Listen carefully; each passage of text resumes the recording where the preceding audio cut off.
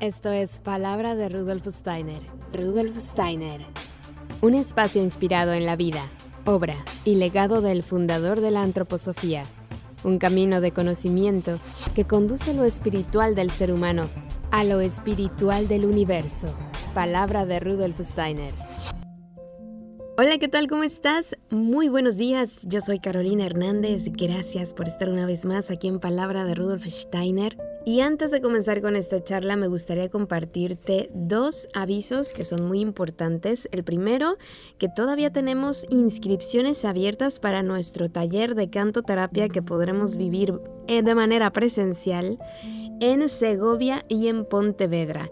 En Segovia será el próximo 2 y 3 de marzo, ya a nada. Estamos de encontrarnos ahí con María Fernanda para vivenciar esta experiencia del canto sanador. Y también el 8, 9 y 10 de marzo vamos a poder encontrarnos en Pontevedra. Las inscripciones siguen abiertas y puedes pedir información a info@palabraderudolfsteiner.com. Y por otro lado te comparto también que vas a poder disfrutar de una conferencia este próximo 16 de febrero a las 18 horas España, titulada Los signos de los tiempos y la Agenda 2030, impartida por nuestro querido Rufo García, que para quien no lo conozca, les comparto brevemente que él es el fundador de la editorial antroposófica, ha sido maestro y también ha dedicado parte de su vida a la divulgación de la antroposofía en Latinoamérica. Esta conferencia se llevará a cabo en el Centro Abierto Antroposofía Madrid. Puedes pedir información a info@centroabiertoantroposofia.es y también te recuerdo que puedes disfrutar de esta conferencia de forma presencial y online. Va a ser el 16 de febrero a las 18 horas España, titulada Los signos de los tiempos y la Agenda 2030, una sociedad diseñada para anular el yo.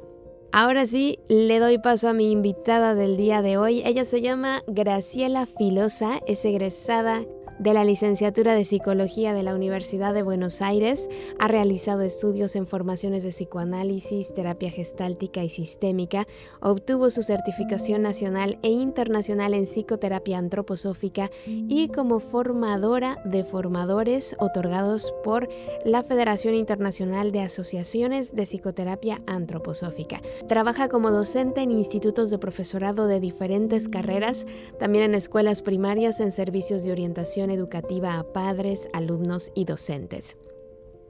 Realiza y brinda conferencias, talleres y grupos de estudio en antroposofía y psicoterapia antroposófica.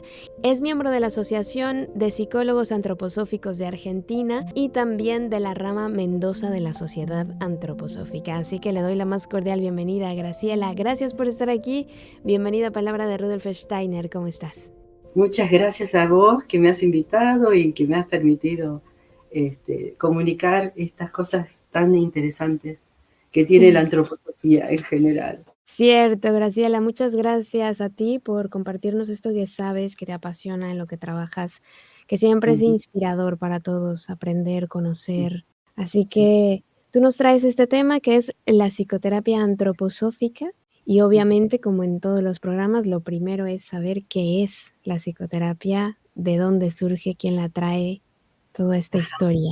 Bueno, vos sabés que la psicoterapia antroposófica es relativamente joven, se empieza a desarrollar en el año 1974.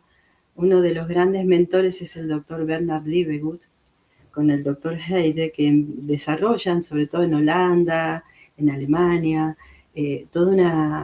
lo que tiene que ver con la antroposofía, pero aplicada a la educación, aplicada a la psicoterapia en sí misma, ¿no es cierto? Como un trabajo que tiene que ver con el acompañamiento del ser humano en su desarrollo pleno a lo largo de la vida y sobre todo se basa, como todas las ramas, digamos, dentro de la antroposofía, como la medicina, como la agricultura biodinámica y la transformación social, cómo está compuesto el ser humano, con un cuerpo físico, con un cuerpo vital, con un cuerpo anímico, y este yo que sería el núcleo espiritual individual que traemos todos como el representante del espíritu cósmico, digamos. O sea, hay una mirada muy cósmica, muy trascendente del ser humano, como un ser en devenir cuyo espíritu único y propio llega al mundo con un propósito muy claro y lleno de sentido. Lo que pasa que al nacer vamos a encontrar que nuestra corriente, el impulso que nos ha traído hasta acá en esta vida, es muy claro, pero nosotros no nos acordamos tanto, lo vamos recordando a medida que nos vamos armando de estas envolturas, por decir claramente, porque este yo, que es puramente espiritual, necesita un cuerpo físico para realizarse, para realizar lo que tiene que realizar en la vida. Y este cuerpo físico, a su vez, que se va desarrollando dentro del vientre materno, necesita un cuerpo que lo vitalice, que nosotros lo conocemos como cuerpo de fuerzas formadoras o cuerpo vital o cuerpo etérico. Que esto es lo que cohesiona y recuerda, digamos, cómo tiene que estar formado este cuerpo físico. Que mientras estamos en gestación, en el vientre materno, estas envolturas están en la placenta materna, ¿no? Dirigiendo todo. Y este yo, como el director de la orquesta, bueno, necesitamos esto, lo otro, tomamos la información que viene desde la línea materna, la línea paterna, y nada es casual, todo responde a un orden universal en cuanto a al motivo y al para qué llega este ser a la vida. Y luego ese cuerpo vital está envuelto también por un cuerpo anímico espiritual, anímico, que es su alma, que luego se va a ir desenvolviendo a medida que pasan los años. Se toman los ciclos de 7 años, los septenios, porque en cada septenio madura cada uno de ellos. Una vez que nacimos, el cuerpo físico nace, pero va a necesitar 7 años para madurar sus órganos, sus sistemas, el aprendizaje de lo que es arribar aquí y entender, bueno, cuáles son las reglas de juego de este planeta, ¿no? Encontrarse con mamá, papá. En los primeros 3 años de vida se producen tantos cambios. Es tan maravilloso lo que pasa, que por suerte hoy tenemos estudios de neurociencias que han avanzado muchísimo y de alguna manera están corroborando muchas cosas que ya dijo Steiner hace 100 años, ¿no? Que lo importante que es para el desarrollo neurológico y neurosensorial del bebé, esta recibida cálida de la mamá, este abrazo y esta contención materna firme y realmente muy consciente, porque el niño necesita esto para desplegar todo el arsenal, digamos, o más que arsenal, sería el capital o el bagaje que trae a nivel genético. Es decir, y la epigenética en este momento puede demostrar que todo lo que traemos de nuestros padres y todo lo que vamos a desarrollar se va a modificar si hemos recibido una calidez y una estimulación adecuada, ¿no? Entonces, las cosas que necesitamos se van a conservar y las que no necesitamos en esos primeros 7 años se van a ir dejando de lado. Esta función la tienen las enfermedades infantiles, fíjate. Las enfermedades infantiles, la fiebre, que realmente está mostrando toda una lucha entre ese caudal de información genética que traemos y esa selección que se va a hacer muy inteligentemente en cuanto a lo que nos va a servir para desarrollar nuestra vida futura. Entonces, en los primeros 3 años, ¿qué aprende una criatura? Aprende a andar, aprende a hablar y aprende a pensar. Porque en esos primeros 3 años se produce la mayor sinaptogénesis de la vida. Es decir, hay un despliegue inmenso de neuronas que con sus dendritas y con sus axones se comunican permanentemente y de una manera, te diría, como los fuegos artificiales, ¿viste? Pues imagínate una cosa así, pero que permanecen y se ramifican desde el cerebro hacia todos los órganos del cuerpo. Entonces, todo nuestro organismo, y en los niños el organismo es un gran órgano de sentido, sienten, perciben, captan todo. Después se va a ir discriminando, ¿no? En los sentidos de la vista, del oído, el sentido de la vida, el sentido del equilibrio, ¿no? Pero fundamentalmente en esos primeros 3 años hay como una enorme explosión, diría, genética y de, digamos, de las neuronas que se especifican cada vez más y se vuelven cada vez más inteligentes. Entonces, hay una gran tarea, digamos, de los padres que tenemos que tener mucha conciencia de este fenómeno milagroso que se produce dentro del ser humano, ¿no es cierto? Y cómo necesita el niño la estimulación y todo esto, esta contención y esta enorme, sobre todo el calor, porque vos sabés que el calor es la forma donde el yo, que es este espíritu que no es abstracto, que es algo real, se haga presente. Y en estos 3 primeros años, los niños van aprendiendo cómo acercarse al mundo y el mundo los va recibiendo. Y esta confianza básica, básicamente, les va a dar una base de deseos de vivir. Esto después lo vemos, lo vamos a charlar, qué pasa con los niños que no tienen esto, ¿no?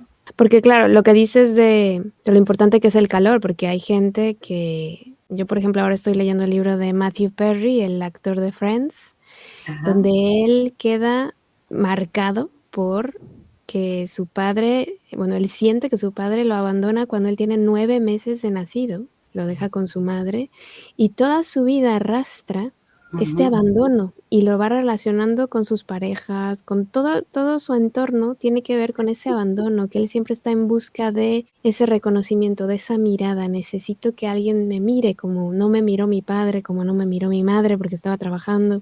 Entonces, ¿cómo nos afecta? Y él murió hace poco y muere justamente a consecuencia de todo esto que él hizo con las adicciones fue por haber sufrido ese abandono a los 9 meses.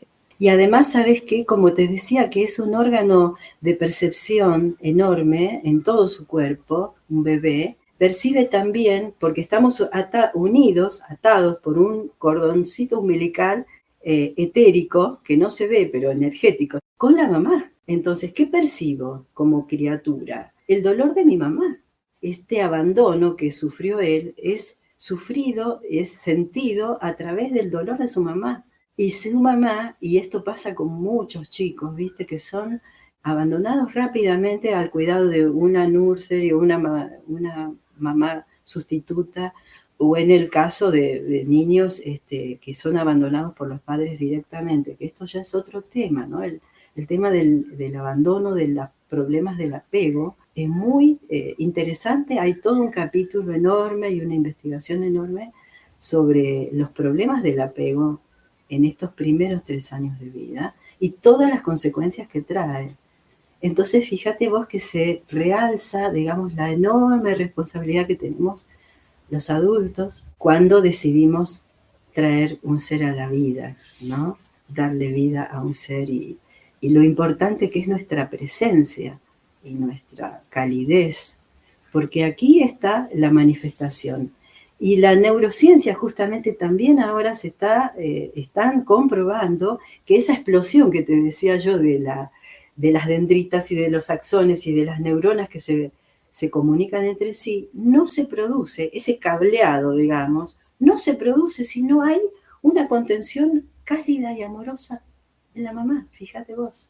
Es decir, algo que sería algo físico que tendría que producirse per se, no se produce porque está faltando esta presencia del yo materno, digamos, ¿no? Diríamos en antroposofía. Este espíritu amoroso. Y yo realmente, cuando un niño recibe todo esto, está más preparado para enfrentar las situaciones de estrés, para enfrentar las situaciones de dificultad, para tener un mejor aprendizaje, porque todas las cualidades cognitivas van a depender de la estabilidad emocional y del interés que se despierta emocionalmente en los niños. Entonces, la psicoterapia antroposófica avanza sobre la investigación de la vida de la persona en cuestión. Cuando llega una persona con algún problema, bueno, se hace una historia biográfica de su vida, digamos, se le pregunta en un gran trabajo de recuperar sus recuerdos en lo posible, que de pronto el primer recuerdo aparece a partir de los 3 años, cuando el niño puede decir yo, acá estoy yo. Ahí es donde tiene el primer atisbo y la primera conciencia de que es un yo. después pasa a otra, a los 9 años, hay otro momento donde hay una sensación de ser un yo independiente y después más adelante. Pero para Ujú. que lleguen esos momentos es fundante esto, ¿no? Estos Mm. primeros 3 años. Y bueno, podríamos estar mucho tiempo más hablando de esto y lo interesante es que cuando el niño avanza en el andar, a hablar y pensar, podamos rodearlos y rodearlas a las niñas de amor, de un ambiente veraz donde se hable con veracidad y de claridad en el pensamiento. Porque como te decía, la percepción tan fina que tiene una criatura en los primeros 3 años de vida, percibe si los adultos decimos la verdad, si no mentimos, si somos claros. Y ni te cuento si hay problemas de que estos pequeños seres están expuestos a la violencia, al abandono, al maltrato, a los gritos. ¿Por qué? Porque en ese periodo, y sobre todo en el periodo de los 7 primeros años, se van solidificando todas las fuerzas que tienen que ver con sus órganos. Entonces, si pasan estas situaciones difíciles, en la adultez van a tener problemas de salud física y problemas en el sistema neurosensorial, problemas en la parte digestiva. Si estos problemas de violencia y de abandono y de maltrato ocurren en el segundo septenio, que es cuando se desarrolla todo lo que tiene que ver con el corazón y el pulmón, que en antroposofía llamamos el sistema rítmico del ser humano. O sea, lo primero sería nuestra parte neurosensoria, luego el sistema rítmico necesita también desarrollarse. Si sufre sustos, abandonos, maltratos, pueden provenir problemas cardíacos, pulmonares, tiroideos, porque hay todo un desarrollo de esos órganos que está interrumpido, que está, digamos, interferido por estas cuestiones del entorno, del contexto. Y para nosotros, para los psicoterapeutas, es muy importante hacer todo un análisis de cuál fue el contexto que rodeó al ser humano en esos 3 primeros septenios de la vida. En el tercer septenio, que ya es a partir de los 14 años hasta los 21, es decir, se va a desarrollar sus órganos de reproducción, sus propios juicios. Ya a los 7, 8, 9 hay una sensación del yo, pero también hay un desarrollo del pensar. Los niños ya ahí empiezan a pensar, tal vez a comparar, pero el pensamiento más abstracto se va dando más adelante. 12, 13. O sea, hay una sensación de, bueno, moralidad. Cuando los niños perciben mucho, cuando se les miente, cuando se les dice la verdad, y admiran, y este es un momento interesantísimo para la pedagogía, admiran y respetan mucho a una autoridad que no es la mamá o el papá o quienes maternan o realizan los roles paternos filiales, sino las maestras, los maestros, si son personas que ellos perciben como amorosas, respetuosas de su individualidad, coherentes, solucionan los problemas que se le plantean y las sienten como personas íntegras, la van a respetar y van a ser sus autoridades amadas, dice Steiner, ¿no? Es decir, se instala aquí esto de amar a la autoridad. Si los padres son así, obviamente que van a tener un amor profundo por los padres, ¿no es cierto? Porque no los defraudan, no les mienten.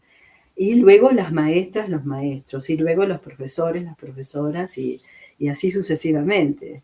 Pero por eso es muy importante este desarrollo. Es Perdón. interesante lo que dices porque hay personas que dicen: "No, yo no me acuerdo", o "Yo tengo presente que mi madre fue muy cariñosa conmigo", y Ajá. ahora están sufriendo depresiones, problemas digestivos, como dices tú, ¿no? O sea, que van con un médico, les cambian la dieta alimenticia, van con otro, les cambian la dieta y siguen con esos dolores intensos que los hacen estar en la cama, que van saliendo también de esas depresiones intensas, o sea, que dices, ¿cómo puede ser que una persona no sea consciente de que sufrió un abandono? Aunque sea, no un abandono de que mi madre se fue y me dejó, sino que igual estaba tu madre ahí físicamente, pero no estaba, como dices tú, no estaba su presencia, no estaba contigo, estaba en su vida, en su realidad, en su mundo, ¿no?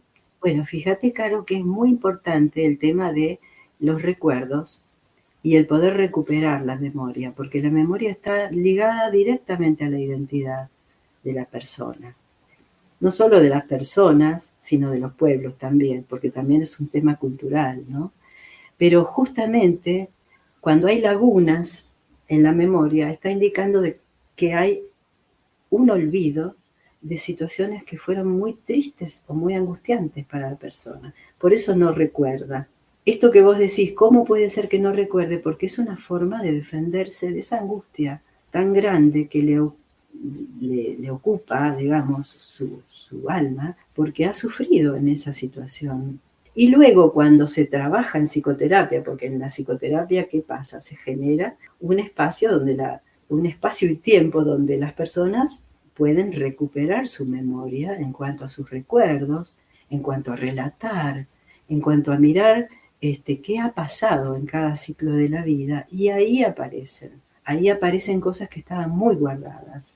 Pero ¿por qué aparecen? Porque se les da la oportunidad de que aparezcan en una escucha justamente cálida y desinteresada del terapeuta, de decir, acá estoy para recibir tu vida, digamos, ¿no? Y cómo acompaño este dolor, este tránsito de tu desarrollo, y cómo vamos caminando juntos en este camino.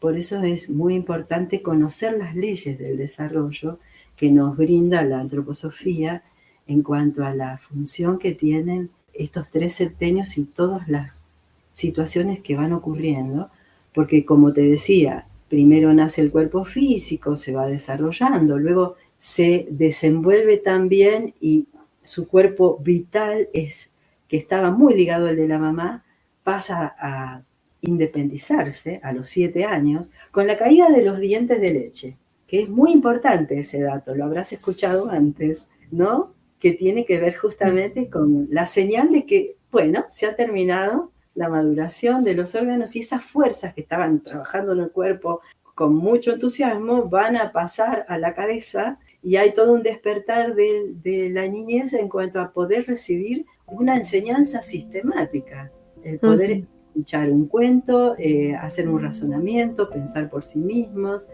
Por supuesto que lo van a venir haciendo antes, no es que de golpe, esto es un proceso.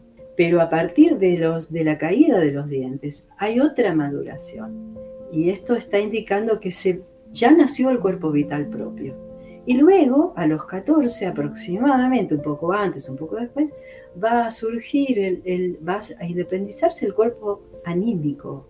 En muchos momentos se lo llama el cuerpo astral, el cuerpo de emociones, donde viste que los adolescentes tienen esta tormenta emocional que van de un lado para el otro, que a veces te aman y a veces te odian, y a veces te idolatran y otras veces te tiran al infierno porque no quieren saber nada.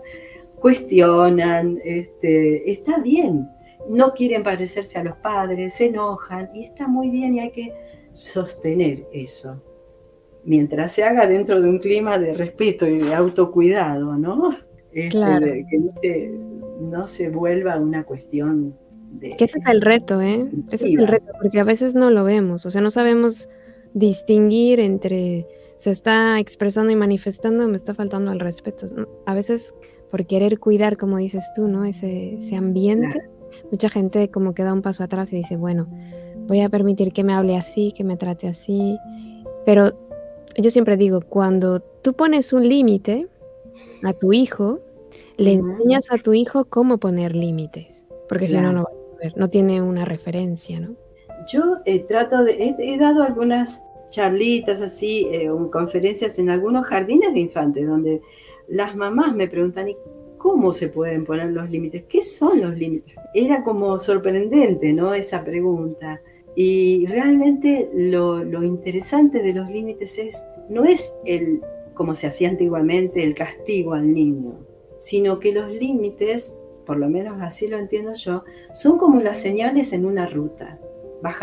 Disminuir la velocidad, acá se puede aumentar la velocidad, por este lugar no se puede estar, esta línea no se la debe cruzar porque hay un auto que viene en dirección contraria y podemos sufrir un choque, etcétera, etcétera, ¿no? Es esa cualidad que tiene el adulto, las mamás, los papás, de poder conducir a esos niños a que conozcan cuáles son las situaciones que le van a hacer bien y cuáles son las que van a ser dañinas para sí mismo y para los demás, ¿no? Porque siempre es muy importante, y esto también es una tarea muy fundamental de la psicoterapia antroposófica, que es lograr el desarrollo pleno del ser humano, pero también no solo trabajar sobre la sintomatología y la curación de sus síntomas, sino poder vivir con mayor dignidad en la vida, con mayor autorrespeto y respeto por los demás,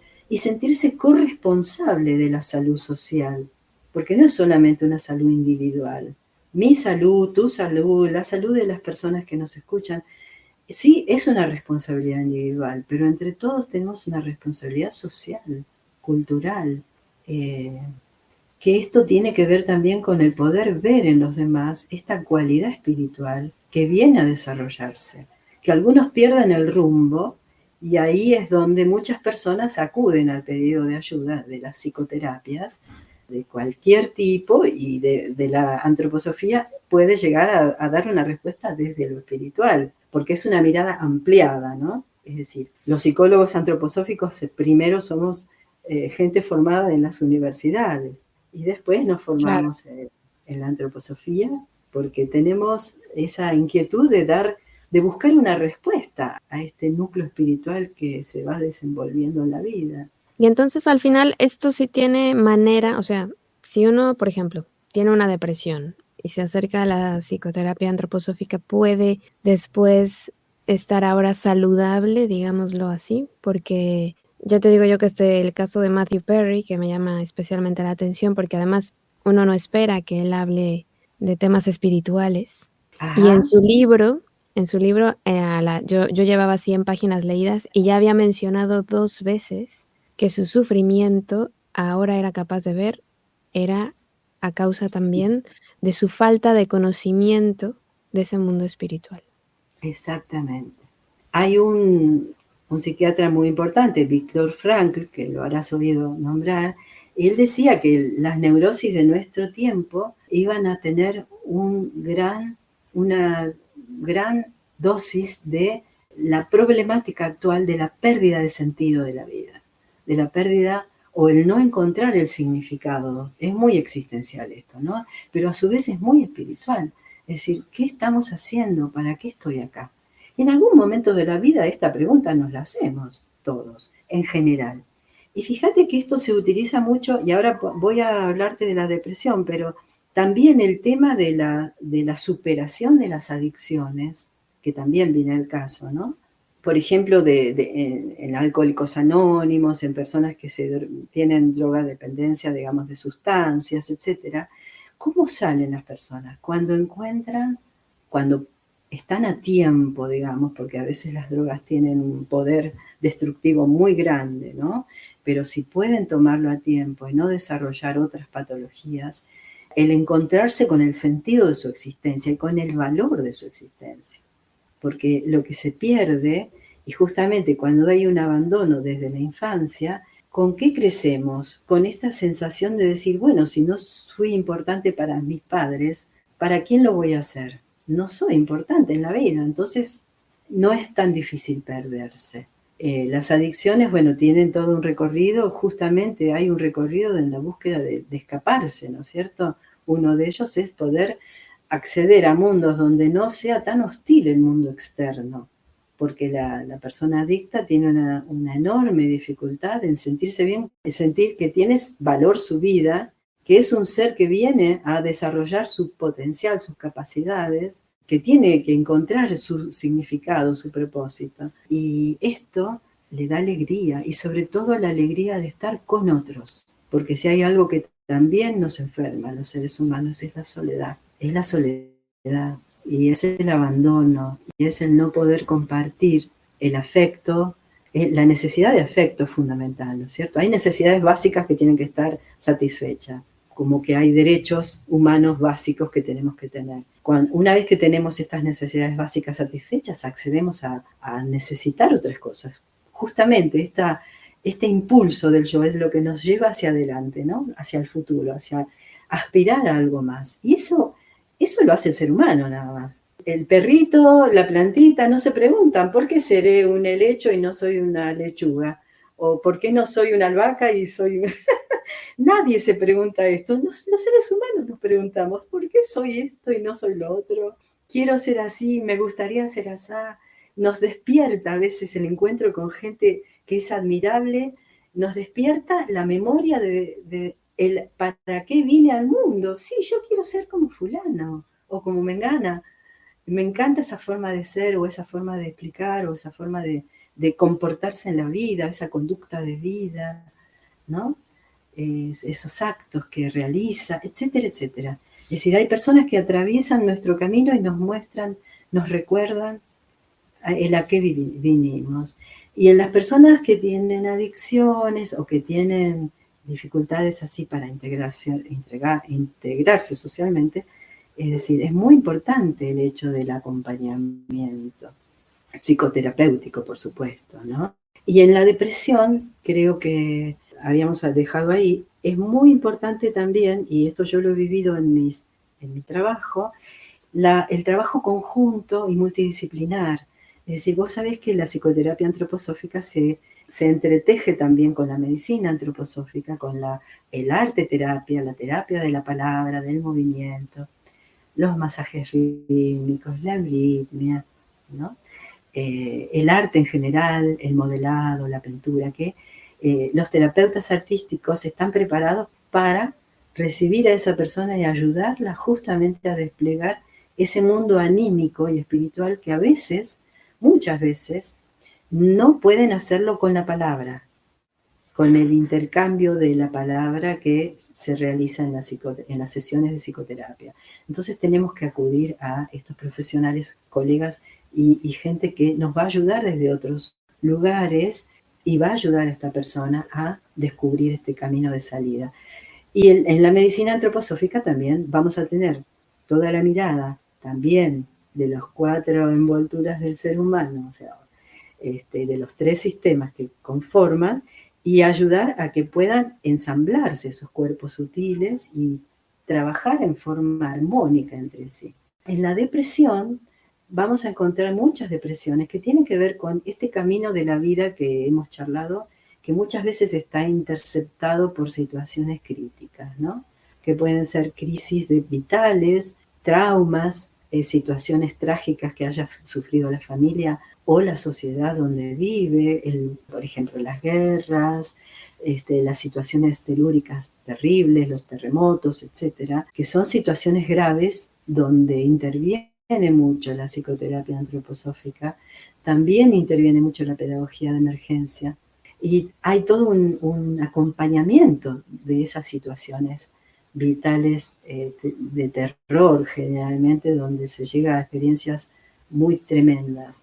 Pero también vemos en depresiones que se deben a situaciones vitales como esto que vos mencionabas del abandono, el abandono, la falta de afecto, la falta de cuidados, las situaciones traumáticas familiares, el maltrato, la violencia, y muchas veces las pérdidas tempranas que pueden sufrir las criaturas desde muy pequeñas.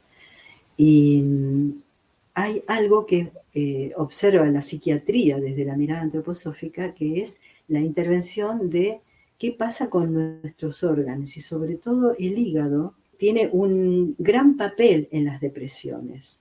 Debajo de una depresión siempre hay que investigar qué está pasando con el hígado.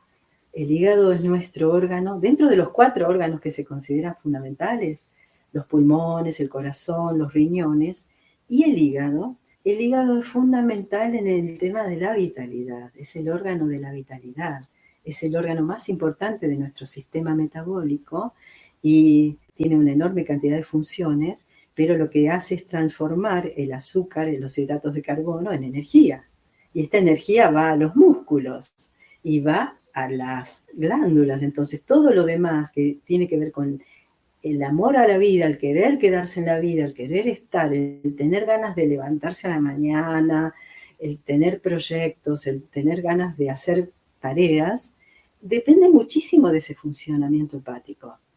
Y hoy en día vamos a ver que hay mucho de esto, ¿no? Porque el hígado también es el reservorio de esos estados angustiosos, de esas emociones que nos han intoxicado a lo largo de la vida. Muchas personas se dedican al alcohol y el alcohol es el peor enemigo del hígado porque lo destruye. Los psicofármacos tomados en mucha cantidad y tomados durante largo tiempo también afectan el funcionamiento hepático y a la larga traen problemas en la voluntad de las personas. Por eso hay que tener mucho cuidado cuando en la ingesta de psicofármacos que tienen que ser muy bien conducidos por los médicos, psiquiatras, qué es lo que está sucediendo en este momento. Hay mucha gente que se automedica, que abusa, que se automedica, parece mentira, ¿no? Que tendría que ir con una receta médica, pero así todo hay personas que abusan de los medicamentos, inclusive las drogas, sobre todo el alcohol, como te decía antes. Entonces esto, al destruir el hígado, se forma un círculo vicioso, justamente, donde es un círculo tóxico, ¿no es cierto?, que no permite que se repongan estas fuerzas del hígado cada noche. Cada noche el hígado hace un trabajo de depuración y de vivificación, digamos así, del organismo, y luego a la mañana, cuando nos levantamos, tenemos ganas de hacer lo que tenemos que hacer, porque nuestro organismo está en condiciones y está en equilibrio. Yo me acuerdo que cuando yo vivía en la Ciudad de México, escuchábamos en las noticias que la gente de Europa, bueno, pues que había una alta tasa de suicidios, que por falta de sol, y todos decíamos, o sea, mis amigos, me acuerdo que, Sí, pero ¿cómo que por falta de sol? Eso no te puede deprimir, claro, ¿no? Pero ahí es donde, claro. ahora que estás explicando esto, encuentro la relación de que, claro, el sol hace una función física en nuestro cuerpo, ¿no? Que es el producir una vitamina que también Sí, impacta en nuestro la carácter. vitamina D. Perdón, cuesta pensar que la depresión es Ujú. como o sea, cuesta pensar en la depresión y relacionarla, por ejemplo, con el hígado. Quiero decirte, nadie se le ocurriría, ¿no? Será Claro. como no, eso es de su mente. No, no, no es solamente de su mente. Hay, ya te digo, hay situaciones y hay personas que sí son depresiones reactivas, por ejemplo, frente a situaciones de duelo, de pérdidas graves, de situaciones traumáticas. Pero también hay otras depresiones que tienen una apoyatura en un mal funcionamiento hepático. Luego también hay que ver, todos los otros órganos también tienen sus connotaciones en lo emocional, en la vida anímica de las personas, ¿no?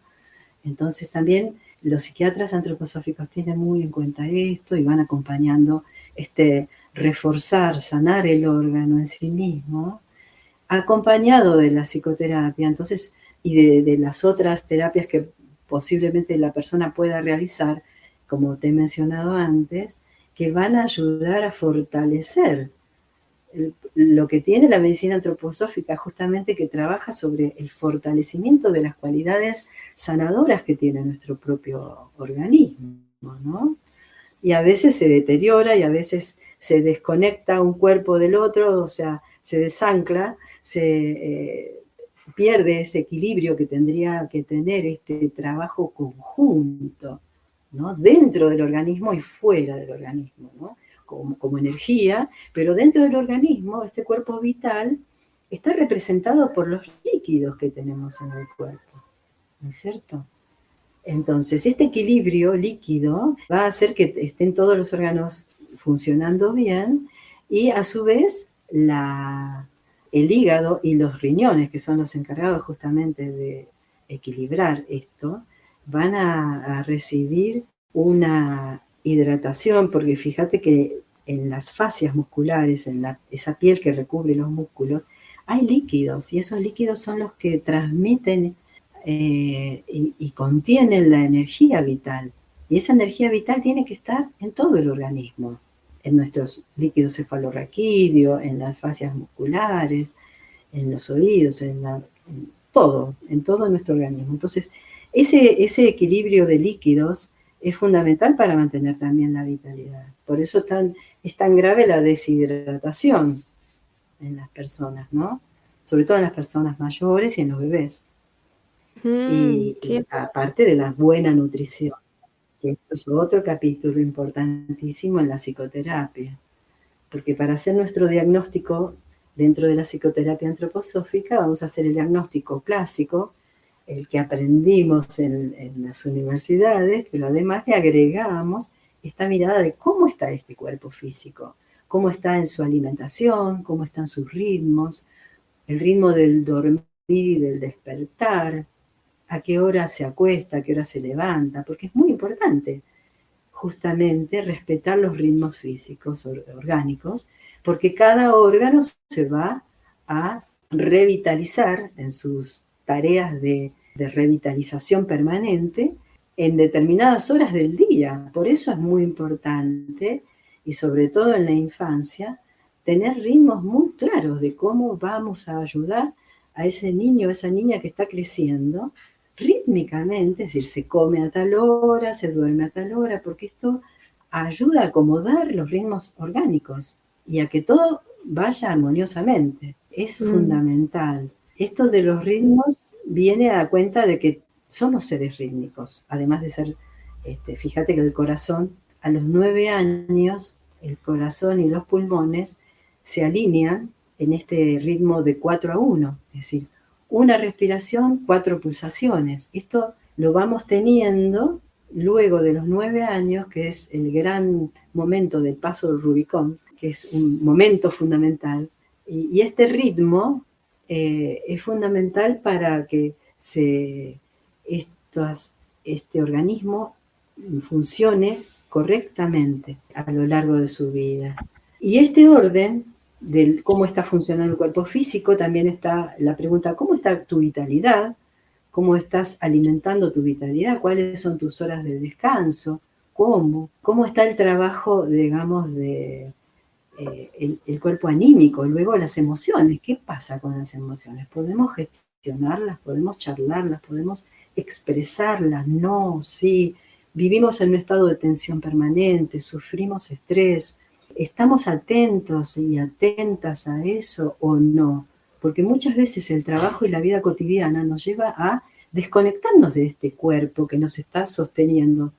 Y creemos que somos irrompibles, inmortales, nunca nos va a pasar nada, y después vamos a ver que todo esto nos afecta. Por eso es tan importante el mundo del pensamiento y el mundo emocional, que estamos en nuestro cuerpo anímico. Y luego, bueno, ¿quién hace estas preguntas? La parte más sabia que tenemos, este núcleo espiritual y eterno que tenemos, es el director de la orquesta, que en algún momento de nuestra vida, si no viene un terapeuta o un médico desde afuera y nos dice, ¿qué estás haciendo con tu vida? Esta pregunta muchas veces se la hace una persona, y en buena hora, ¿qué estoy haciendo con mi vida? ¿Cómo estoy tratándome? Mi cuerpo físico, mi cuerpo vital, mi cuerpo emocional, mis pensamientos. Vos sabés que hay una hiperideación generalizada en las personas, por eso también hay mucha medicación para la ansiedad, hay muchos trastornos de ansiedad, se vive en una vida muy acelerada. Entonces, las personas en general están muy preocupadas por el futuro y por todo lo que sucede, y esto trae un desorden y un ruido en la cabeza que no nos desconectamos. Y esta disociación es un tema importantísimo. Entonces tenemos que volver a encontrar nuestro eje, a encontrar nuestra paz interior y a encontrarnos con nosotros mismos, ¿no? Y nosotras mismas, tener esta concepción de que somos seres en devenir y venimos a desarrollar nuestros talentos, lo mejor que tenemos, y mirarnos con amor a nosotros mismos y mirar nuestro contexto, nuestro entorno, el lugar y las personas con las cuales compartimos la vida. Por eso la psicoterapia no es solamente individual, sino un tema social y cultural, ¿no? Claro, es muy importante todo esto que nos has compartido, me ha parecido muy bello recordarnos, sobre todo el acto de estar presentes, el hacernos adultos, el hacernos responsables de cuando viene una vida nueva a nuestra realidad.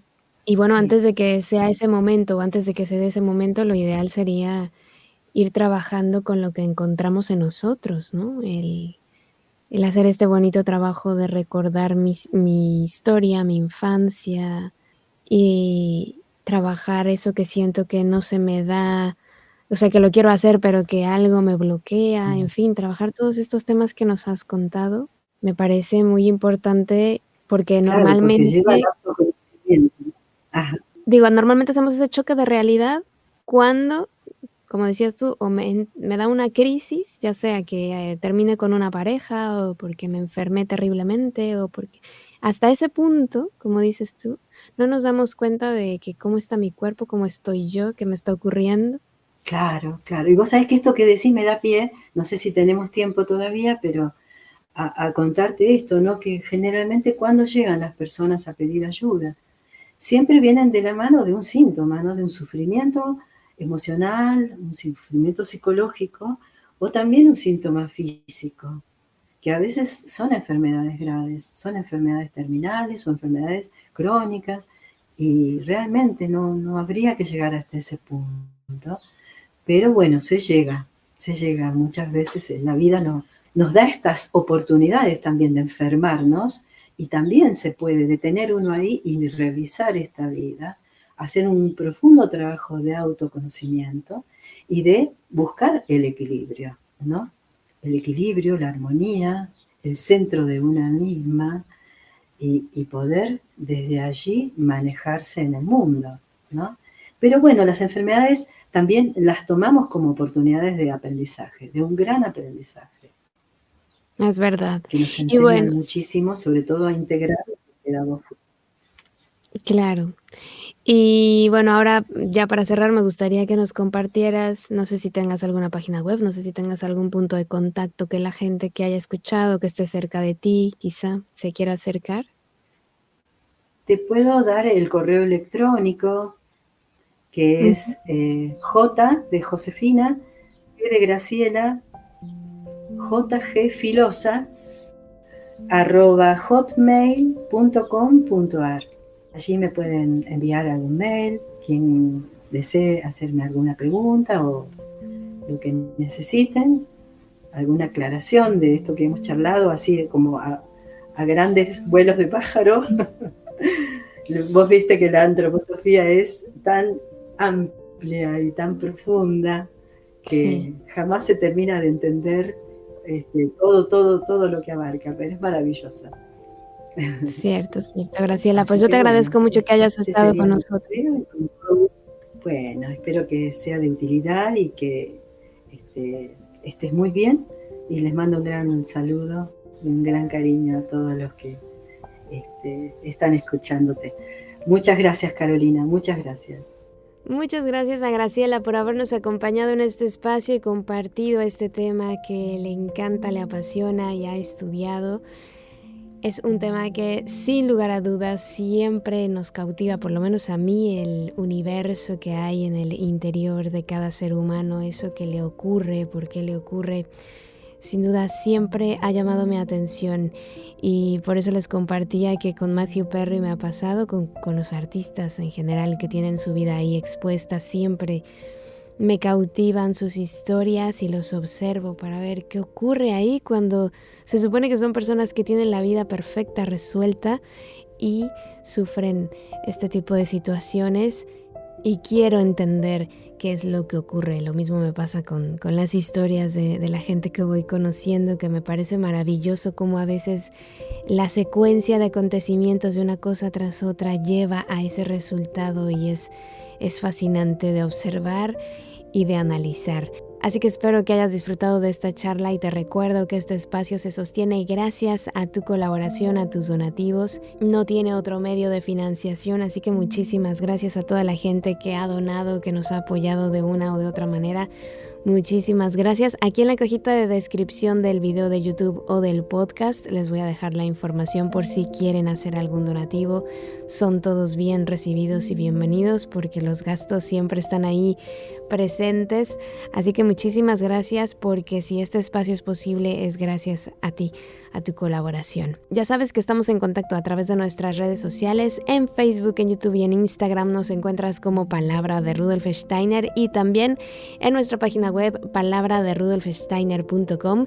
Ya sabes que como siempre, mis mejores deseos te acompañan, que el sol brille mucho tiempo sobre ti, que el amor te rodee siempre y que la luz que mora en ti guíe tus pasos. Si así debe ser, nos escuchamos el próximo miércoles. Yo soy Carolina Hernández. Gracias. Hasta la próxima.